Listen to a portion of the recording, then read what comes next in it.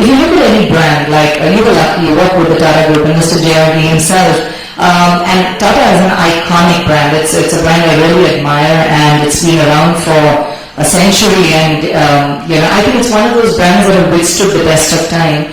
The most important thing that you understand what differentiates a successful brand from the clutter of products out there is when you think of any brand, whether it's Jet Airways or Tata Nano or a certain company that deals with pharmaceuticals, it is, as a consumer, a sum total of feelings, experiences, aspirations. There's a whole psychology of a consumer that works when they think about a brand. So you're not just thinking Tata Nano, but you're thinking about the Tata values, the reliability, the customer service, and everything that from maybe your great-grandparents' times, what you've heard from your family, and you trust the car, the product, because of all these values that you associate with the Tata Group. And that's really what differentiates a brand from a product.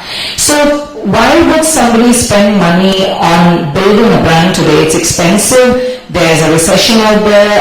CFOs and brand marketers are fighting each other and saying, do we need to spend so much on branding? Because it's expensive when you're using above the line, below the line tactics. It's not cheap to get a front page ad. I think three core things that I would think about. One would be obviously to make your brand stand out. Why would somebody come and buy your product? Why would they buy a Micromax versus an iPhone 5? Why would they buy a Tata Nano versus, the Maruti? So what is that product differentiator, that one USP that differentiates your product? And always remember, this is something I've believed in, something I've worked with in the different brands, companies like Disney and even in Percept. We've dealt with about 1,000 brands till today. We've created some of the most long-standing campaigns like Desh Ki Dhadkan, Coming Home to See Our Arms, and even the current brand Sunburn, which is a fun music festival, but it started as a music festival on the beach, and now it's the most aspired event that everybody wants to be seen at. So these are very interesting examples of branding, where you just take a product, a dance at a beach, a car, pantaloons, apparel, and you convert them into something that consumers aspire for. The common underlying thread in successful brands has been elements that withstand the test of time. So the most important thing a brand marketer has to remember is that whatever he's communicating, while there are tactical advertising and tactical strategies that they will take every summer, every winter, seasonal promotions and offers, I think the underlying thread for any brand has to be whatever is that core DNA you're communicating must withstand the test of time. So for Tatas, if you're thinking value and reliability, that has to apply for the next 100 years, because it has applied in the past 100 years.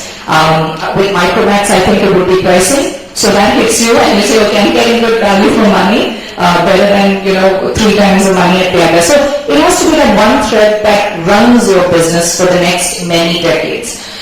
The other thing is, of course, it also helps to build brand loyalty, because everything that your brand stands about is something that consistently you have to deliver to your customer. So if our event Sunburn is all about fun and great music and the best DJs, then I have to make sure every year when we bring back those 100 DJs from international platforms, I am bringing the best names out there in the world to that one place in Goa. Because otherwise, this year, if I cheat my consumer and I bring, people who are ranked 100 and 120, they're not coming back next year. And that's the end of my brand as I know it. So I think the trust and the loyalty that you build, which is a daily process, it's not something that you wake up one summer and you do. It's something that you have to consistently be at every day is something what branding is all about. And obviously, when you get all the formulas correct, well, then you increase sales and profitability, which is what we're all in business for. So I think when you're passionate, when you're honest in your communication, you sustain the communication, you automatically increase your sales volume and your sales profits, and then everyone's happy, your employees are happy, your consumers are happy, and you've got a winning brand out there, like some of these examples that we mentioned.